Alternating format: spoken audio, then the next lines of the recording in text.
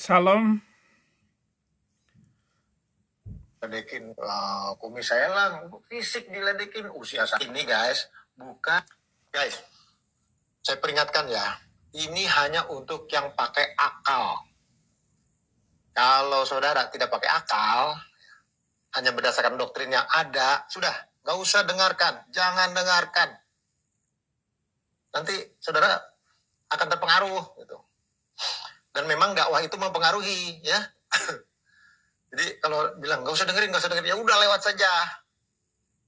Kalau yang pakai doktrin ajaran saya dulu begini, dari guru ngaji saya begini, ya sudah lewat saja. Ini bukan yang pakai ajaran dari dulu begini begono, tapi hanya untuk orang yang mau pakai akal. Ya.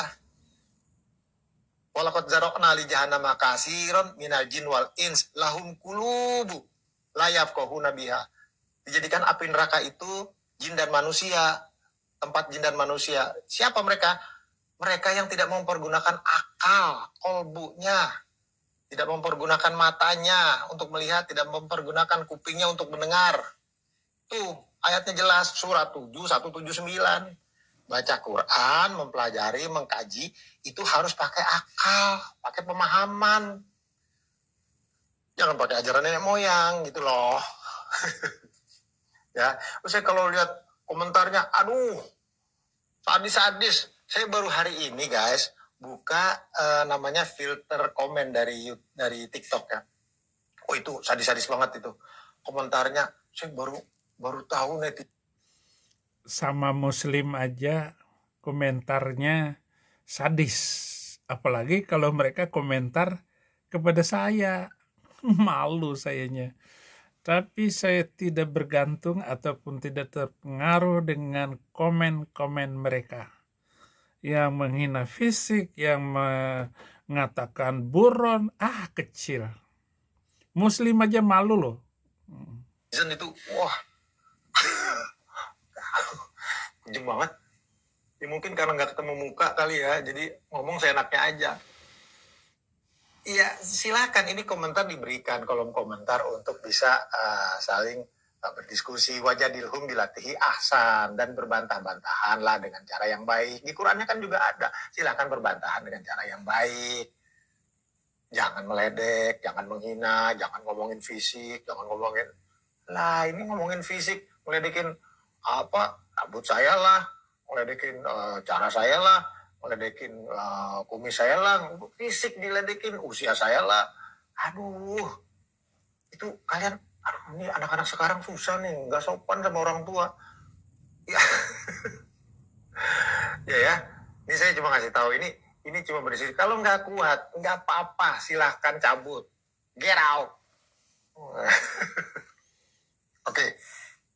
Ya, kita kembali ke masalah Lailatul Qadar. Lailatul Qadar. Kenapa saya katakan bahwa Lailatul Qadar itu bukan sebuah malam dalam pengertian malam fisik? Ya, ini sambungannya nih. Karena kalau malam fisik dikatakan di situ Quran turun dalam satu malam, ya, maka Al-Quran akan turun di situ dalam satu malam. Bukan Al-Quran itu apa memangnya? Gitu. Memangnya kitab. Nah, turun dari langit. Ya, saudara, Al-Quran itu turun pada tanggal 17 Ramadan. Disebut sebagai Lailatul Qadar. Inna anzalnahu fi Lailatul Qadar. Lailatul Qadar khairum min alfi syahrin tanazzalul malaikatur ruh. Dan seterusnya. Lailatul Qadar, malam mulia dalam Islam, terjadi di bulan Ramadan, tidak dapat dijumpai pada waktu-waktu yang lain. Sebagai cara untuk memaknai hadirnya malam Lailatul Qadar, ditemukan lengkap dari cerita-cerita, termasuk bahwa nenek saya itu mengalami Lailatul Qadar. Jadi kata nenek saya, ini bohong atau enggaknya nenek saya gitu. Tapi saya percaya nenek saya itu jujur, karena kejujuran nenek saya itu saya pakai untuk mengerti Islam dengan tulus waktu itu.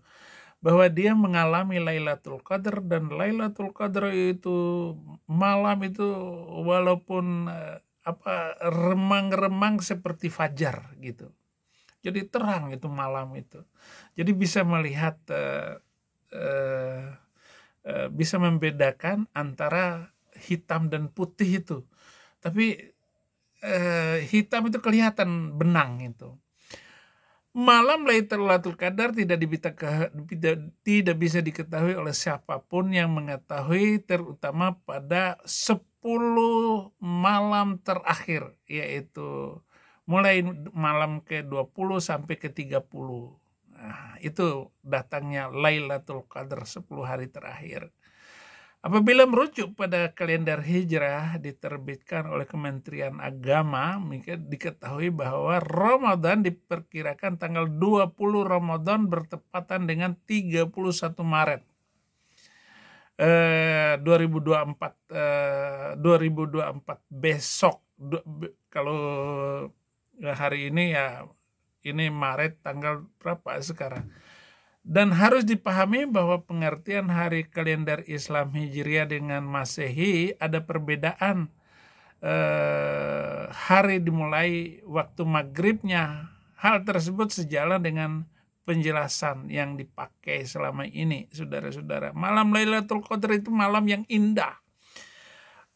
Khairum min alfi syahrin tanazzalul malaikatur ruh.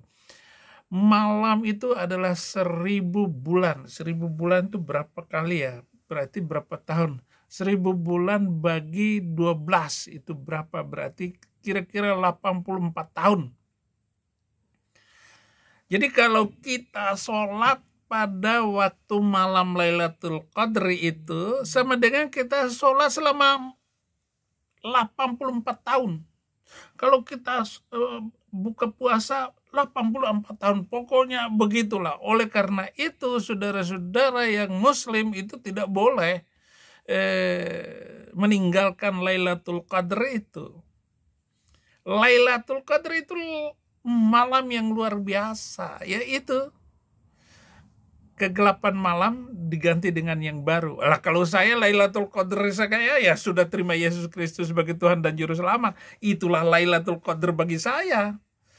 Artinya hari ketika saya terima Yesus Kristus 4 Maret 2006, itulah Lailatul Qadri khairum min alfi syahrin tanazzalul malaikatur ruh. Yaitu malam yang terang bulan 1000 bulan. Ketika saya menerima Lailatul Qadar itu tercerahkan semuanya. Kegelapan yang selama ini yang saya alami karena mengikuti ajaran itu, agama yang menggelapkan itu, bahkan menggelapkan uang, menggelapkan rumah janda dan peternakan Yahudi, perkebunan orang Kristen diambil semua. Saya telah meninggalkan itu semua. Saya tidak akan melakukan kegelapan itu sampai kapanpun.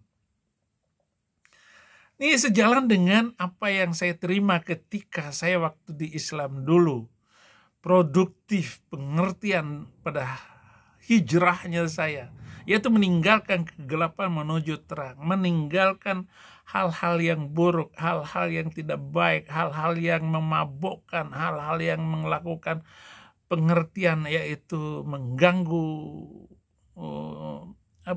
wanita dan sebagainya, hal-hal yang buruk, mencuri dan menipu, itu tidak lagi dilakukan. Itulah yang dihitung sebagai waktu terbenamnya matahari sampai fajar mereka di bulan apa? Ramadan. Ramadan itu artinya bulan susah, kesusahan. Sekarang saya sudah meninggalkan kesusahan-kesusahan, pengertian dan kebodohan kegelapan malam, bukan karena kacamata, dari waktu maghrib itu tiba.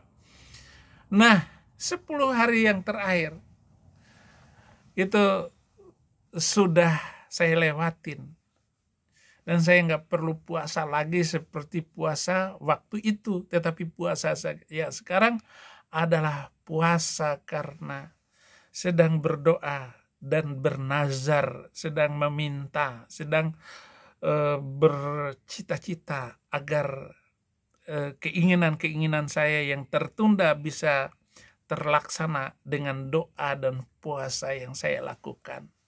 Itu puasa itu. Bukan yang diatur seperti selama saya masih muslim itu jatuh pada bulan ke-9, yaitu Ramadan, bukan itu. Nah, jadi bagaimana berburu Lailatul Qadar itu adalah puncaknya 4 Maret 2006.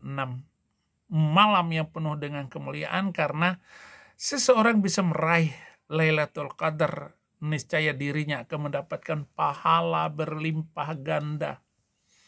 Artinya dengan menerima itu saya tercerahkan, dan kalaupun ada anak dan keluarga saya yang menerima Yesus Kristus, berarti dia sudah meninggalkan kegelapan itu menuju malam yang penuh dengan kesahduan di mana ibadah kita diterima oleh Tuhan Yesus Kristus.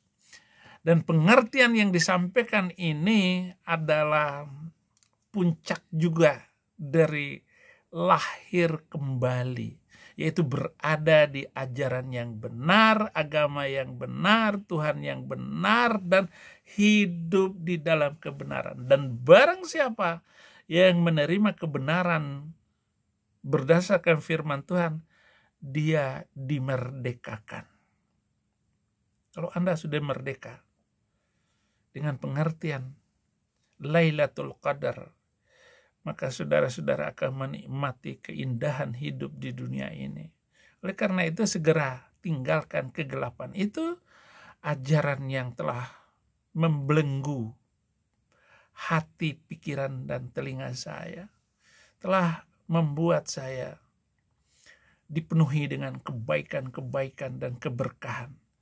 Dan surat Lailatul Qadar itu, inna anzalnahu fi lailatul qadr wa ma adraka ma lailatul qadr lailatul qadr khairum min alfi syahrin tanazzalul malaikatu